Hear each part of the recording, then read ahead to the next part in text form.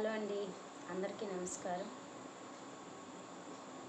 ఒక చిన్న మాట ఎంతో గొప్ప మార్గాన్ని చూపిస్తుంది. ఇది మనందరికీ తెలిసిన విషయమే.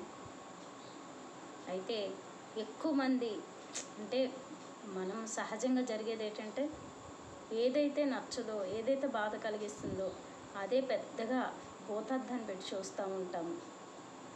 ఎప్పుడు బాధ కలిగించేది, మనసు నొప్పించేది అది మనం చాలా చిన్నగా చూస్తూ ఉంటే దాని యొక్క పరిష్కారం ఎలా ఉంటుందంటే మనకు మనశ్శాంతిగా ఉంటుంది.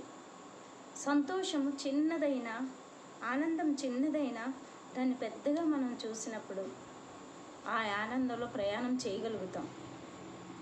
ఆ కష్టాన్ని అక్కడ వదిలేసి ఈ సుఖమైన ఆనందం ద్వారా ముందుకు ప్రయాణం చేయగలుగుతాం.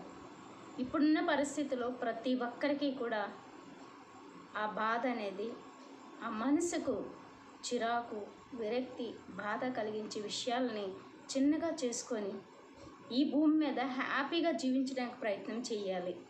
ఉన్న ఈ చిన్నపాటి జీవితాన్ని ఎంత హాయిగా గడుపుతామో అంత ప్రశాంతంగా జీవించగలుగుతాం. ఎక్కడికి వెళ్ళినా ఒకలాగే ఉంటుంది పరిస్థితి. మనమే ఆ చిన్న ఆనందాన్ని పెద్దగా చేసుకొని ప్రయాణం చేస్తే జీవితము చాలా ఆనందమయమవుతుందండి.